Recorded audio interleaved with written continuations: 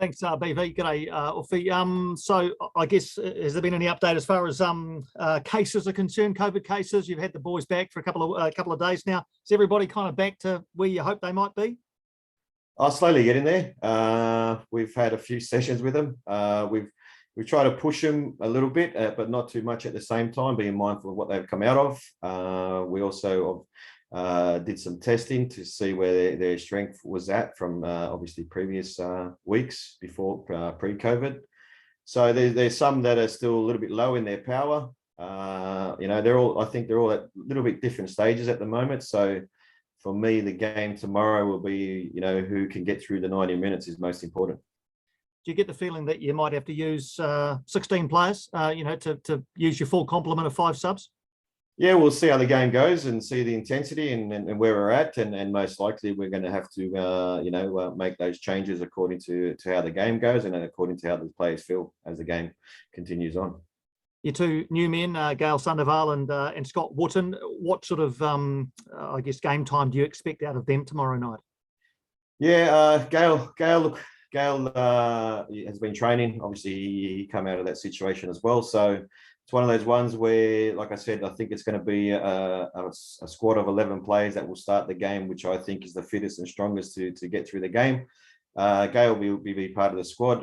Scott's got a tight quad at the moment, so I'm not sure if he's going to be available to play in this game. We'll try to make sure we do the right thing so he's available for the cup game the week after. Is Gail a similar type of player to Uli, or is he slightly different? He's different. He's got his own style of playing. He's a technical player, so different to Uli. Sorry, you're on mute, Piney. Sorry, mate. I muted. Thought I'd unmuted. I'm back on. My apologies. Next weekend, you've got the FFA Cup semi-final rescheduled. You're likely, I guess, to be without a couple of players from All Whites duty. Do you factor that into the way you play tomorrow night? Do you look at a couple of positions and think I might need to give guys a go there?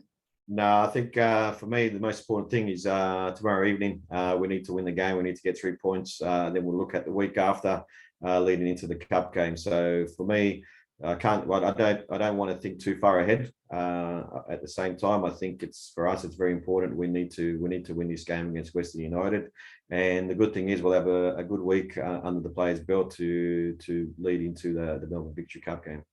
And just last one from me. I know you weren't able to do anything about this, but after your last game was that win over Melbourne City in the FFA Cup, which I'm sure would have given the team a bit of a boost. Was it almost a bit annoying that this pause, this 16-day pause, came along at that time? Yeah, look, you can look at it both ways. We can look at, we've got Scotty in now. We also got Gail in now in the window. They're able to play now. And at the same time, momentum, I believe, is very important in football. It would have been nice to continue after the Melbourne City game to get right into another game because players and football and winning is about confidence, and I think that game against Melbourne City would have brought some confidence to the players. And like I said, you can look at it as a positive and a negative. Awesome, thanks, mate. Thanks, mate. Hey, Ufi, what do you think Gael will kind of bring to your front four? Because I guess in those first games we saw, Reno was targeted and fouled out quite a lot, and I guess it was quite easy to kind of isolate him. So what do you think he will bring to the whole kind of front four? Well, the aim was to bring in Gael to give us some more creativity in the front third and assist and hopefully score some goals as well. So he's a player that's although in Mexico they play as wingers, mostly the 10s, and they like to come inside. Our 10's already starting side, so hopefully that makes his job a lot easier. For us, like I said, we brought him in to be a creative player like Reno. Our two 10s, we want him to be the most creative players, and that's why they're probably the most fouled players within the competition. So hopefully he can bring that, and slowly as he gets his game time and gets fitter and stronger, and hopefully he does that for us and wins us games.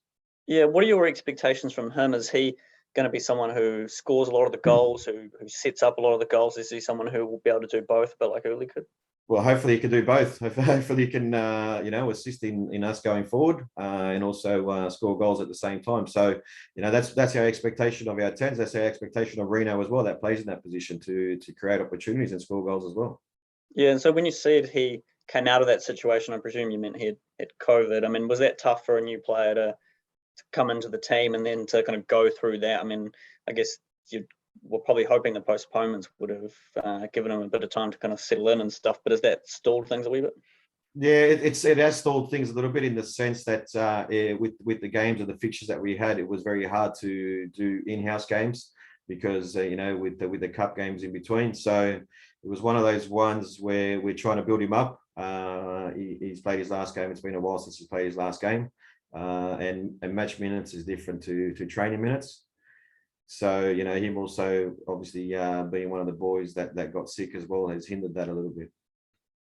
Yeah, and how important is it to start winning? And do you think with the addition of him and Scott that you've got a strong squad now that you can start reversing some of the results from the first weeks?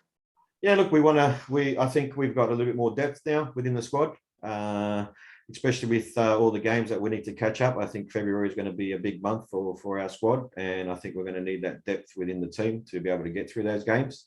And at the same time, I think it's a good thing to have these players come in because I think competition is a healthy thing within the team. So hopefully they also add value to the team moving forward. And, we brought them in for a reason, and that's for us to be successful. Yeah, and I know you were kind of expecting that cup game to be next weekend, but is it good that you do have that full week gap, considering you're coming out of this COVID outbreak, that you're not having to quickly back up with midweek fixtures? Yeah, look, I think it's worked out well. Obviously, Melbourne Victory in the same situation. They've had a few cases, so they won't be playing on this weekend, but they've got a midweek game and then they need to back it up 4 days later to play against us. So, that's probably why the game is being pushed to that weekend, which, like I said, is very good for us in the sense that gives us a whole week leading into that game. Yeah, and what's been like the main thing you've kind of addressed in terms of, the 4 losses in the league? What do you think has been the area that needs kind of the biggest improvement to start, getting some wins on the board, do you think? For me, the biggest thing has been obviously playing with a young group is being consistency, being able to do things over and over again with quality. And also for me, the biggest thing is I have no issue in losing games, Philip, but I like losing them the way that we play and the way that I want to play and the way that I want the group to play. So for me, the biggest thing for us is consistency only becomes if you're brave and you want to try to play the game that we want to play. And that's one thing that I've seen with the young group is when things aren't going as well, they go into their shell. And I believe there's nothing for them to go into their shell and just play the game out there that they can play. Yeah, and with Scott, how long do you anticipate it'll take for him to kind of be available if he's kind of carrying a little bit of a niggle at the moment? I'm hoping that he'll be training with the team next week and available for the game against Melbourne Victory. Yeah, okay. And I see the game's been going to be played in Geelong, which is quite random. But is it kind of frustrating that I know this rule exists that the Phoenix can't play home games in the Cup, but the fact that it still continues even though you're in Australia? Yeah, look, I think that was agreed upon before my time at Wellington Phoenix of us being in the FA Cup, obviously not playing any home games. But the reality is, Philip, we've played 2 home games in the last 2 seasons, mate. So we just continue the way we're going at the moment. Yeah, no, fair enough. And is there anyone who isn't available aside from Ollie, Scott, and potentially Oscar as well? Oscar will have his first session with the group today, which is a positive thing for us. He's back a little bit early. Ollie is tracking well, but everyone else is available. Yeah, okay. And yeah, with Scott arriving, is there any temptation that with Josh Laws that you might look to, or him or Tim could start playing in midfield as well, or are you keen to kind of keep those guys at centre back? Look, I think Tim and Josh have done a good job within the position that they played. Look, with Scotty coming in, can we push players in other positions? Yeah, possibly we can. But we want to try to build that consistency what I think is the best pairing as central defenders. Look, at the end of the day, it might be Scotty and Josh Laws, and Payne can go back as a right back as well if we really need him to. Laws can step in as a 6. It's good to have that versatility amongst the players, but for me, I think we want consistency, and now with the run of games that we have, we just want to try to find that right pairing that does well and continue through the season like that. Yeah, and with Gael, like, what's he kind of brought to training? Like, have you kind of noticed that you have brought in kind of a quality addition that has a bit of X factor about him? Yeah, look, Gail's been good at training. He works hard at training. You know, you can see that the qualities that he has. For us now, it's just about him getting game time and building him up to get him to a certain level so he can go out there and do his thing. So look, it's been difficult for him. He's been here for a while now, and knowing that he could not play until the window opened. So it's been one of those ones where we try to build him up at training, give him some extra work after training, but nothing replaces match fitness. So hopefully we can get him to a good level very quickly. Cool, that's everything I had, so cheers for that. Yeah. Hey Ufuk, it's Narelle here from News Hub. We spoke to Alex Rufer yesterday and he kind of said that he wasn't as good as he should be this season. Where would you kind of assess where he's at so far? Yeah, Alex is, look, there's a lot of, I put a lot of weight on his shoulders by giving him the armband as well this season. So, you know, there's a lot of expectation. I have a lot of expectation with him. The good thing I like about Alex is that, you know, even last season when Louis got injured in the warm-up against Western Sydney, and I asked him to do a job for me in a different role, and he didn't hesitate, and the same thing happened against Melbourne City in the cup game where the lineup changed 3 times with you know, players getting obviously positive and negative rats, you know, inconsistent rats. So, and he did a fantastic job for us. So that's what I want from a leader.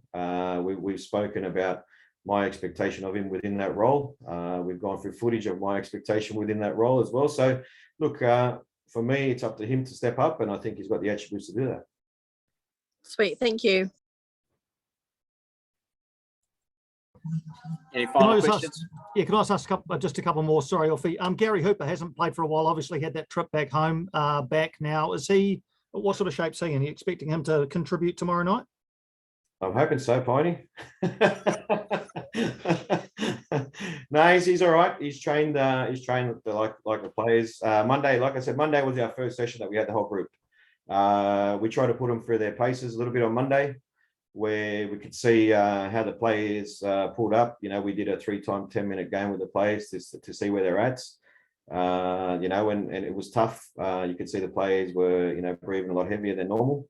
You know, with 17 players coming out of the situation. So we just, like I said, for me, the biggest thing this week is get the fittest and strongest starting 11 available to get through this game, and then we have another week leading into the cup game.